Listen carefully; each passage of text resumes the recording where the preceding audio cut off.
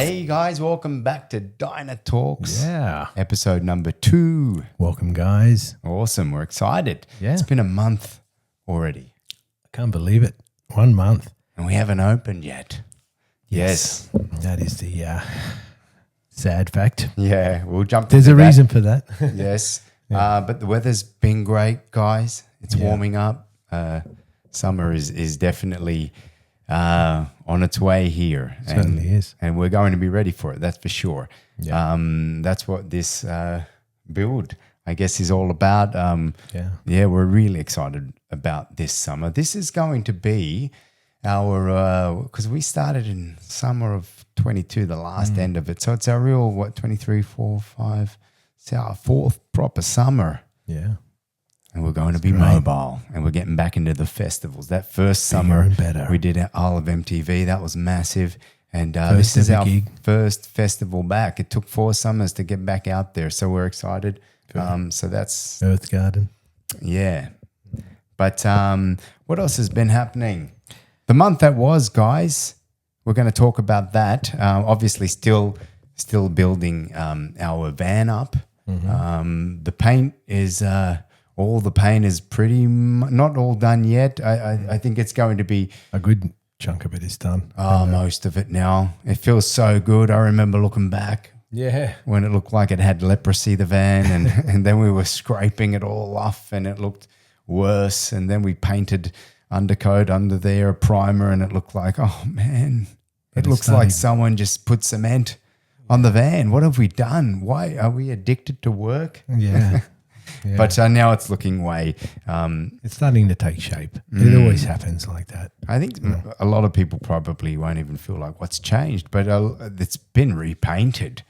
So we had to go nitty gritty into repainting things and recoloring certain parts and getting rid of things totally, and Especially there was a making lot of them different. stuff in the front there that you had drawn and then removed. And That had faded and cracked because of the sun. And look, we're going to get a good lacquer spray done once the van is totally ready, and that'll hopefully keep the artwork everywhere in good place. But you mentioned that though, having this time, you were able to really finish off, I guess, the mural. I have you to could call it a mural, I guess. Yeah, look, me personally, you have as well. We've loved this time.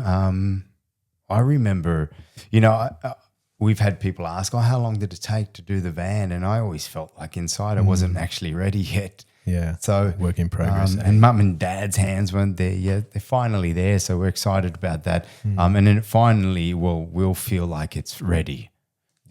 So it took about 4 years from when we started, and it's changed its look so many times. But it's finally at a place where it tells a story. It tells a full kind of connected story now, and it definitely makes more sense to us. And the van's going to be like that inside too. That's where that's the thing. The delay is happening. Yeah, guys. because originally we had purchased a van. We did it some modifications to kind of fit, but it was something that irked us deep inside. It wasn't exactly how we wanted it, So this break has allowed us to do that. Hey, Jay.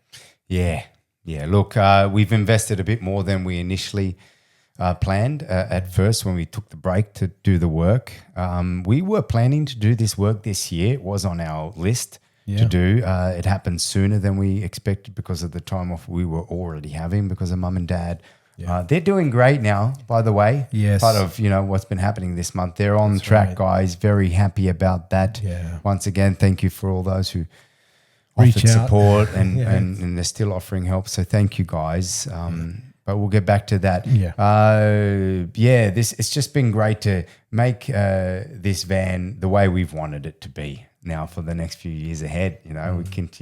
We plan to continue using this thing. It's been amazing, and we can't wait to get back out there. But the internal work, guys, is what's delaying us a bit. Even our electricity, there's been some struggles, guys. This hasn't not been easy street. Electricity and all the walls were up and the ceiling was done, as you can maybe some of you remember. We had the cladding on, but now it's been all ripped out again. Wires were done wrong.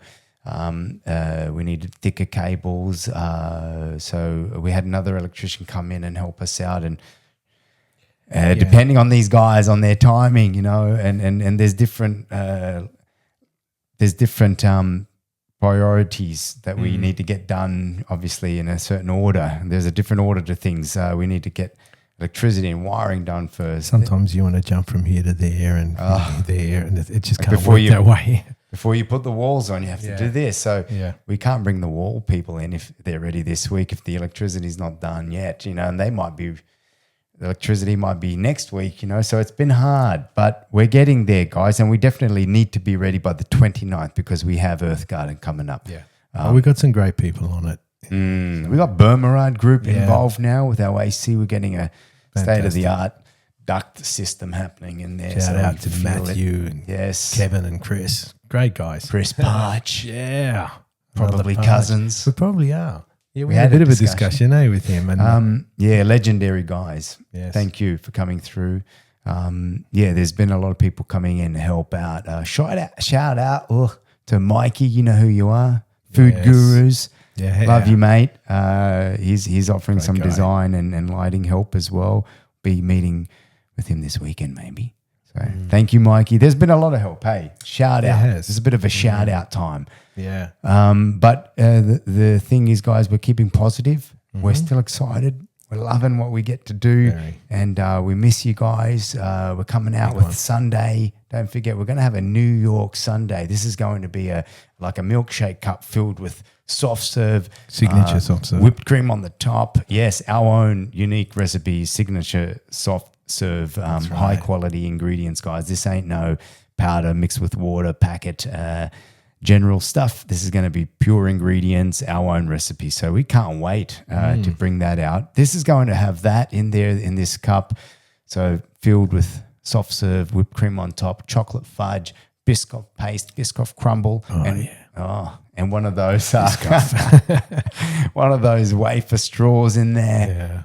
Yeah, you can try and drink it out of there, but it's going to be pretty. I don't think it's going to work.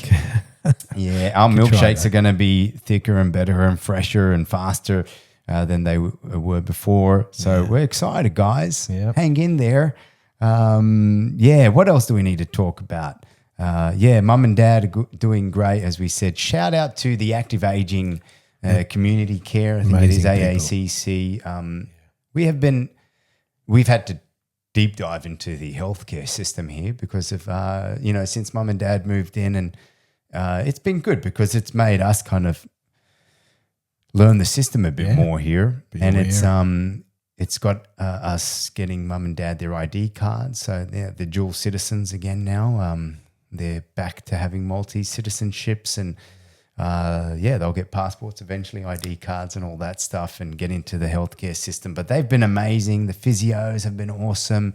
Great people. Meals on Wheels. Meals on Wheels. Amazing meals. Incredible for them. At such a great price. Thank you. Thank you, Moulton, the healthcare system. Shout out to you guys and the Active Aging Care.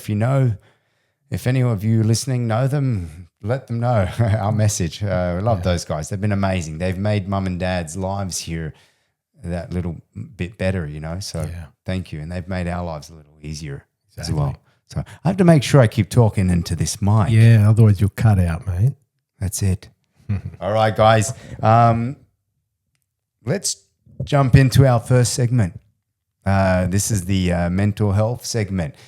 As we've mentioned before, we've been a little bit nervous about this one because it is a touchy topic. We just want to let you know from the get-go, guys, we're not talking as if we're experts or gurus or whatever. We're still figuring it out ourselves. We've just lived a bit of life and we've had some experiences, and I'd say we've lived a little bit of what you would say an uncommon life, I guess.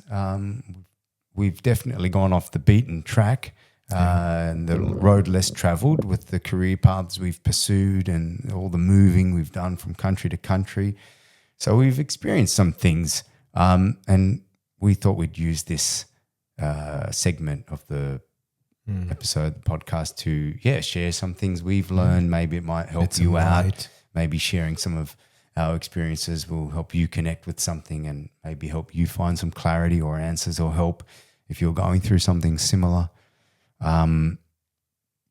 So we're not experts, but just sharing what we've learned along the road, guys. So, and the main thing we want to push today, or not push, but talk about today.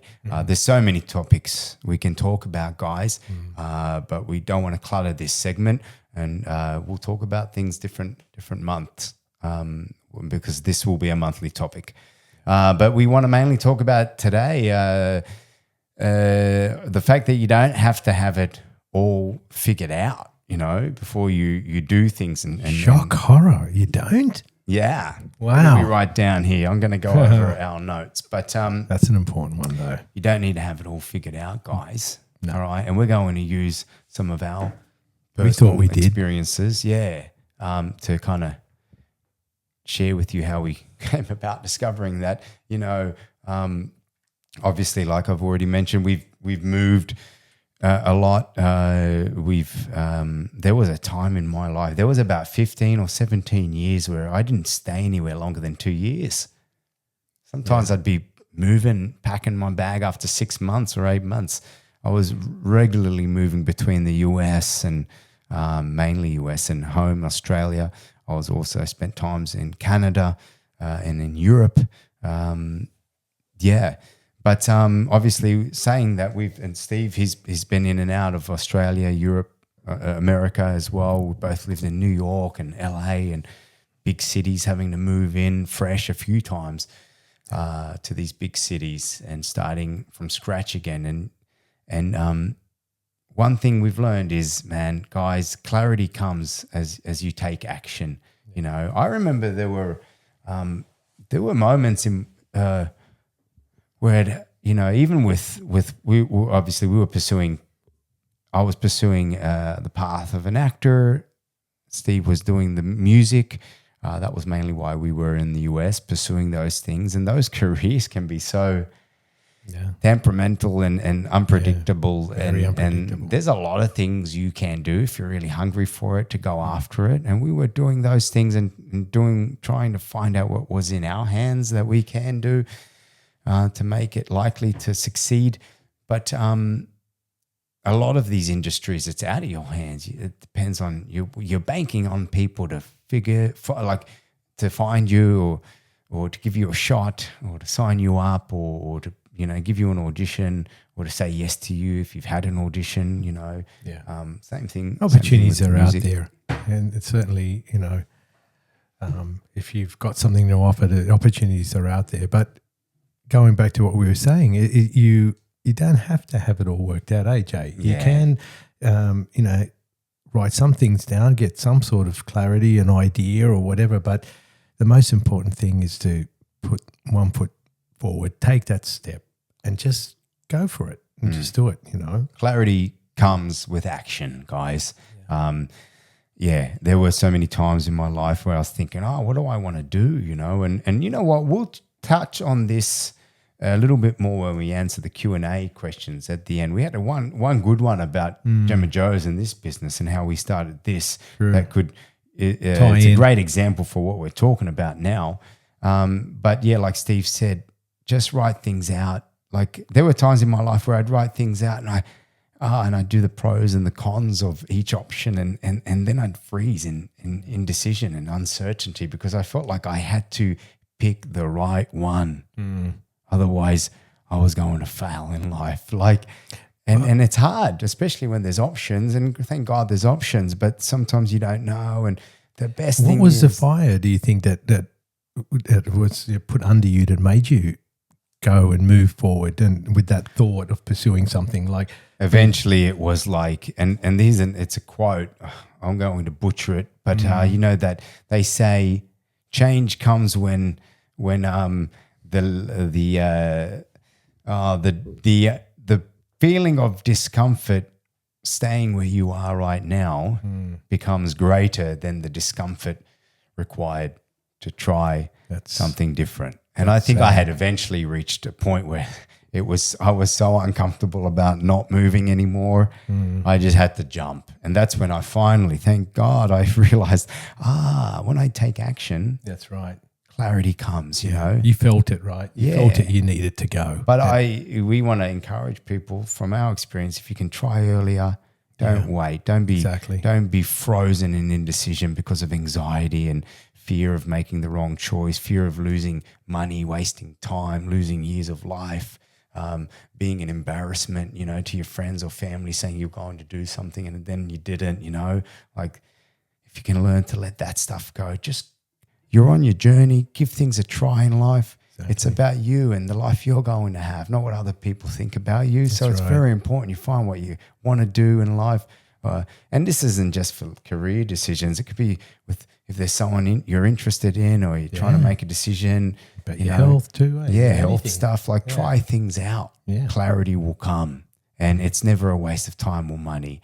Clarity is not, if you might try something and realize, I don't really like this as much as I thought, or don't think I'm wired for it actually, or after some time, some months or a year, I feel like I need to do something different again. You've wiped one option off, and sometimes it wipes a couple things off, you know.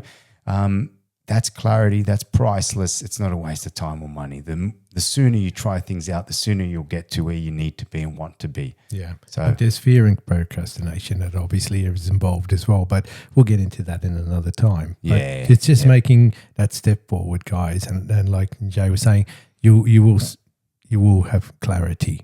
Yeah. Absolutely. So just to close this one out, if you're kind of in a moment of life right now where you're indecisive or you're frozen in anxiety or panic of what to do next, you're not lost. You're probably just at the beginning of something great. Exciting. Take the next step, guys. All right? Yeah. Good on you guys. Awesome. Moving on. All right. This is the story segment, guys, where we've decided we're going to. This is the segment where we share a bit of our history. We're either going to share what it was like growing up with Maltese and connect with you guys, the guys who grew up in Malta. We'll share what it was like being Maltesers growing up in Australia. Yeah. And we'll also share some of our road trip memories too. There are many. Obviously, there's the two main ones, 2013 and 15, which we've got on the bonnet of our van. Oh, but there's a... Sorry, that's looking great too. Just jumping off, Jay was saying, he's drawn our road trip on the actual bonnet. Well, we call it a bonnet in Australia, or the hood if you're from the US. That's right, and that's looking really cool. So we're excited to show you that, guys, when we're back out on the road. But but that'll come. That segment will come. Yeah, we'll share some stories about that, some funny ones there, and scary ones. Remember that time in Australia, hey, and someone was breathing on our window or something? Oh, my God. Just a little sneak peek, guys. Oh, yeah.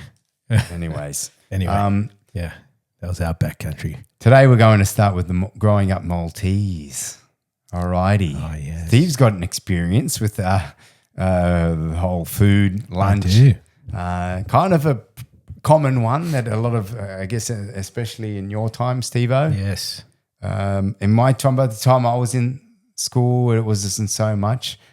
But yeah, definitely share, Steve.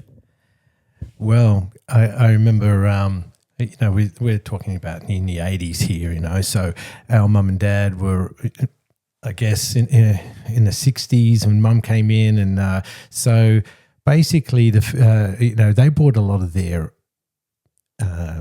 interests and their foods that they would have in Malta. They didn't really know any better of obviously what Australian cuisine was like. I mean, they learned as they went along, but taking us and preparing us for school and preparing our lunches, they just made us what they knew and what they would have in school or whatever, I guess. But one of the things that Mum would make us for lunch would be el hops bezait. So I would walk into school and when it's lunchtime, bring out this massive sandwich, but it was like the fira bread, it was that big sandwich. And inside you had the conserva, you had the zait, olive oil, capers and zabouche and Nice. I think we even had some ik ben niet bizarre. They used to freak people out. And you get the Aussies there looking at me going, what is that thing, you know? And they've got their normal sort of white bread with peanut butter or Vegemite and this and that. And so they would freak out with this thing I'd pull out, you know, and but you know, I'd give them a bit and they'd taste it and they'd go, wow, that's amazing. And all of a sudden, you know, mum's making extra bread. Yeah, mate. Extra sandwiches and that. So, but we had a lot of Italians and Greeks around us as well. So they'd bring their own submarines of sandwiches. Yeah. And by the time I was in school, we were, I think, eating more the Aussie way, maybe. Yeah, meat pies and hot dogs and stuff like that. We got into that eventually. We said, we'd go home and go, Mum, they got these amazing meat pies and, you know, this and that. And so she'd give us some canteen money and we'd buy stuff from there, you know, too. So we'd break it up. That's great. I love Hops Bezate. I loved it then and I love it now. And yeah, good old Maltese Fatira. Yeah. The best. My memories is like there were obviously mum and dad. I mean, they're still not. They don't have a surprisingly a little bit. They never really fully grasped confidence in the English language, right? Yeah. They do prefer Maltese. They stayed true to that. That's for sure. Yeah. So as little kids, especially before you got to school, we were learning some broken English words. Dad's classic. Dad, what does he call a mudguard? A mudgar? A magdar. A magdar. Magdar. And then we had the stainless steel, you know, it's the stainless. You know the stainless. Stainless steel. And you know. And when you're a little kid and you're so acute to all these sounds and these, you know, how are they pronouncing You've got a beauty though. So, and you're absorbing all these wrong words and there's so many words we got wrong and we've had to correct through life usually and in an embarrassing way. But one embarrassing one I remember where we were, I still remember where I was. If I could go back to my school, which was just half a block away from where we grew up in Smithfield, New South Wales. It was Smithfield Public School, actually. Yeah. Shout out to Smithfield Public School. Had some great memories there, that's for sure. But one of them wasn't so nice, like this one. I remember where I was, man, in the playground, and there was one of the hot girls, and I was near her, and there was a couple, maybe another 3 people there. We were all just talking in a group. We were all friends, and it was a mix of guys and girls. And I don't know exactly what the conversation was about, but I remember mentioning we were talking about toilets, and I wanted to talk about toilet paper, and Mum had called this thing paper toilet, you know. Yeah. So we grew up thinking toilet paper was called paper toilet. That's what. That's it. We never put 2 and 2 together. No, we just took it. You know, we were super young, and we're in school, and we're talking about this paper, and I mentioned paper toilet, and the hot girl cracked up, started laughing at me and pointing at me saying, "You said toilet. You said paper toilet. Is the toilet made out of paper?" And it occurred to me that sounds very stupid, that I just said that, and I don't know why I never thought that. Yeah. Paper toilet sounds like the toilet's made out of paper. That's right. And she corrected me. I remember going home and correcting Mum, not paper toilet, it's toilet paper. That's it. But you were educating her as well. Yeah, there were so many moments. We had to educate them with nutrition at times and words. But anyways, that's a little shared moment there. More to come. Fun. More to come, guys. Yeah. Oh, yeah. There's a lot. I'm over it. Yeah. Are you sure you're okay, mate? Yeah. Yeah. I don't know if my school friends are still over my Fatira, but I think they're okay now. No, they didn't end up too well, eh? No. All right, guys, we're moving on. Month ahead. Okay. We're hoping to return this month, guys.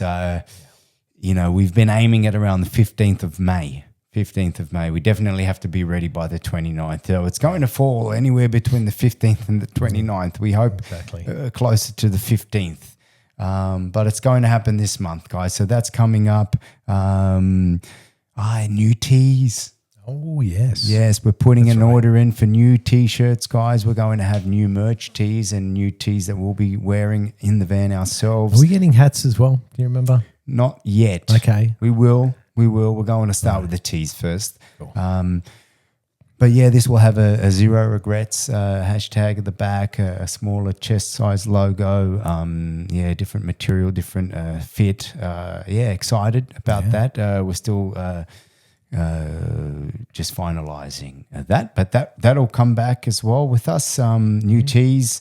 What else have I got down here? The New York Sunday, we mentioned that one. Excited about that.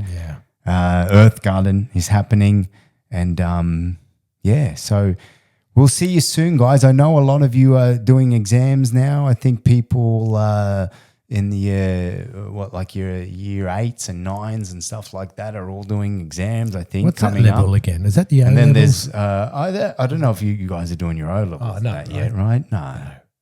Maybe actually it's the end of the year. That's right, end of the year for you guys coming up with summer. So drop us a message, guys. If you're doing exams in uni or normal school, O levels, A levels, whatever form, primary, high school, you've got it. Hang in there. Don't forget, it's only a season. It's only like a few weeks, and then it's over. Yeah. All right. So go hard, keep it balanced, and do what you can and keep it positive. So, all right. So just quickly, Jay, just in regards to, again, month ahead, like Jay was saying, we're trying to get in from the 15th to 29th. Basically, we want to get out there, guys. So this whole build, AJ, is to get the van mobile. That's right. And we want to get on the road and bring Gemma Joe's to you where we can. So I think we said it last time. Do you have any suggestions, guys, on where you would like us to set up for a night or a few days, or let us know? We want to be mobile this year, guys. We're going to try and get to the festas. We're already emailing for next month and the month after. Like Steve-O said, we really want to get around the country this year. Do you have a favourite festa, AJ? They have a favourite festa you want us at, let us know. Yep. And we'll try. DM us on Instagram. Yeah. If you want us at your festa. If you have contacts there, let them know about us. If you want us there, we're open. We're going to be mobile this year, guys. Any corporate, private gigs, birthdays and stuff, reach out. We're going to be mobile. Yeah, and it's be great. And any festivals, like music festivals or whatever you'd like to see us at, let us know. Again, like Jay said, if you have an in, let us know as well, and we'll contact and we'll try our best to get out there. So very excited. Yeah. Q&As, man. Oh, yes. We'll wrap this one up. These are fun. We've got some cool ones. All right, we're going to take Thanks for your 3 questions too, guys. Yeah, and, thank you, guys. We've got a bit of a pool there. We'll just keep pulling out, eh? Yeah. Yes. And, ask us questions, guys. It doesn't have to be like business related. It could be like, or how'd you figure things out or whatever, or it doesn't have to be exactly to do with the business. So, all right. Number 1. First one. What's the most difficult side of opening a business aside from location? So we had a discussion about this. Location, obviously is a tricky one. You want to try and get that right. You can never really know. But we mentioned one of the struggles we had, particularly here in Malta, was just having patience with the delays that can happen. Right, in the system. I feel like Malta's getting better at it it is. Yeah, it's in the last 4 years we've been in business. We're noticing a big change. Getting sharper and faster. It is, more organised. Amazing. Less old school. So hats off to Malta. But that was quite tough, getting differing opinions on sometimes from the same like body on what was like needed and not needed, or what was like legal, what was allowed, not allowed. And so that was tricky because you'd go off one set of instructions and details and advice, and you'd do it, and then someone else would come in and say, oh, no, you needed that. Oh, it's not 2 sinks, it's 3 sinks. And you, oh, man, what can someone get it right? Or they'll be quite clear on certain things, but it's very grey in certain things. So other things, but it is, like we said, it's changing, and it's So that adapting. Was a bit tricky, and getting all the right paperwork and understanding it and being patient for it. One thing we learned though was, hey, you don't wait around. No, that's right. That's what we're about to say. Actually, Right. Don't just send an email and forget. Yeah, set and forget. No, you got to chase. Call them up the next day. Let them know you send an email. Yeah. If you have to go visit in person, you'll get things done quicker. Yeah. And one of the most common things that get told to us is that, oh, your email went into the junk mail. And it happens a lot. So chase up the next day, say, look, I sent an email. And visit in person when you can, That's guys. Probably the best. And ask questions and get clarity, write things down. Yep. Yeah. And we're more than happy to help you. It's not that they want to ignore you or anything. No, they're willing to help. It's they've been nice. Yeah. You got to just do your due diligence and follow up. Yeah. Call, go there. Yeah. Question number 2. Be kind. Yes. Be kind. That takes you places. Yeah. No one wants to be nice to a douchebag. No. Doesn't work. No. Number 2. How did you realize this business was the right one for you? This is the one I was talking about, the question that I wanted to throw back to the mental health segment about not having it all figured out. We didn't know this was going to be the right fit for us, Gemma Joe's. Steve and I decided on one. We went hard at it for about 1.5 years at home. We studied business a bit and we planned and we worked and we saved for about 1.5 years. Getting through COVID too didn't help, so that kept us at home. And maybe it was a blessing actually. Gave us a lot more free time while still earning some income for some months as well with Australia. But then when we were free to go, we just went and we gave it a shot. We knew we knew what it was. The next question is, why did you choose to start Gemma Joe's in Malta as well? So I might try and answer both of these questions. Well, we did know, just going back to that, we knew like that it was food business that we wanted to start, and that's what we did the business. We didn't know if it was going to be a fit for us or not yet. No. We obviously had worked a bit, or Steve did more so. I have childhood memories of mum and dad's food business. We come from a family where mum and dad have had multiple small businesses, different times in their lives. But we didn't know if Gemma Joe's was going to be the fit for us. I wasn't even sure if Malta was going to be a fit for me personally when I moved here.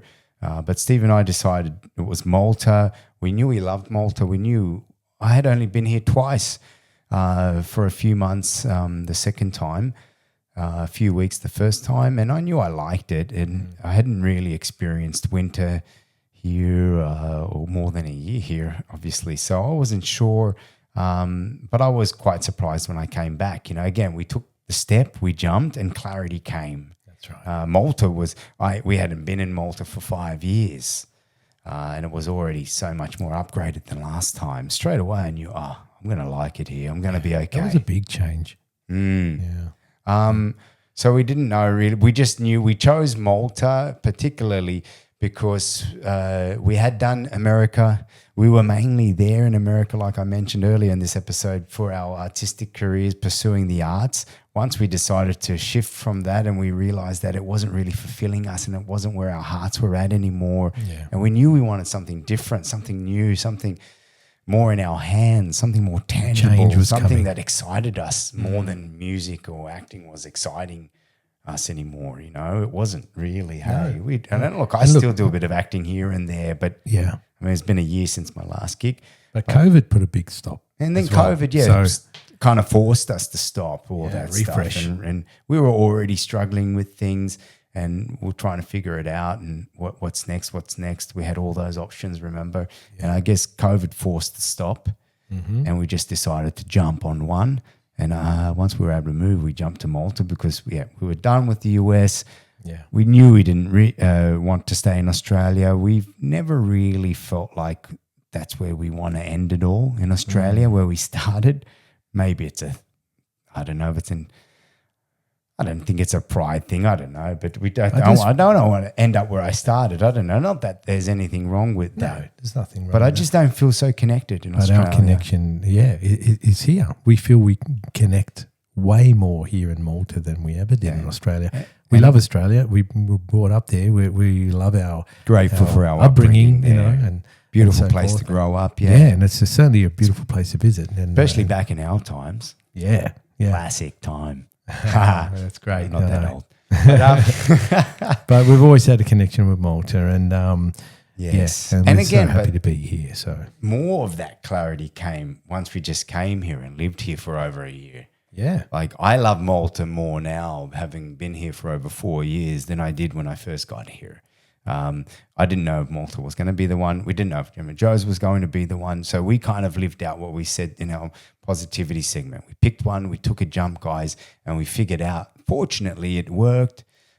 We worked hard. We kind of made it work, you know. But we realized we loved this thing. Loved it. And we're wired for it. And it serves our creative sides, because you have to be so creative doing this business in so many different aspects and ways.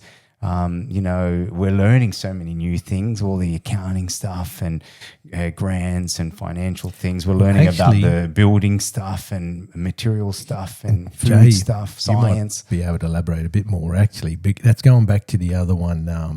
The first question, I think, actually, is one of the most important things as well, besides finding a spot. And what we had mentioned is getting your finances together, guys, and, you know, finding a great accountant, but also doing the work yourself for your accounting. And Jay can elaborate. He takes care of a lot of the accounting as well. But can you share something, Jay, just regarding getting your finances right? They don't need to be accountants, but what do you think is the most important thing starting a business like in accounting that should be like, 100%?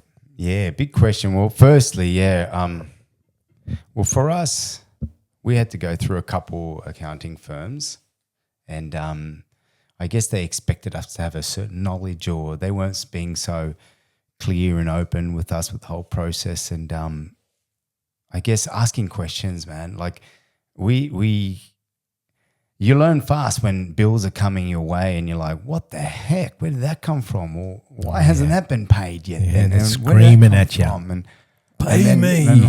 So that stuff can make you learn things fast. Yeah. When the wallet's leaking, you know, or gushing.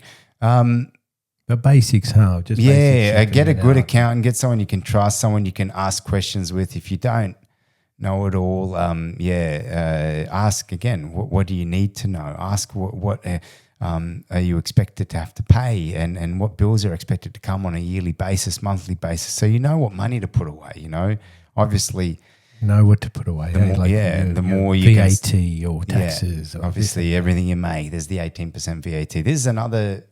This is a whole other thing I could talk about for ages. But obviously starting with a bit of backup money when you start a business, guys, great move. And making sure you get clarity on all the expenses that are going to come. And so there's no surprises, and ask questions to the people you work with. Get clarity. Write everything down. Checklist. But it's a fun journey, guys. It is. I just want to end this episode going back to, like, if you're confused, just give something a try. Give it a go. You won't know until you do. Give it a shot, guys. It's worth it. Yeah, you won't regret it. All right. I think that's it for today, guys. We've gone on to like in the 30 minutes range. If you're still listening, thanks for hanging in there and making the time. We hope you've gotten something out of this. And if you have, please be sure to like the video, subscribe to the page, share it if you think there's some great moments in there that you got something out of. If you want to share it with family and friends, that will help this page grow. So thanks again, guys. Thanks, guys. Lots of love, and we look forward to the next one next month. Yeah, and we'll see you out there soon.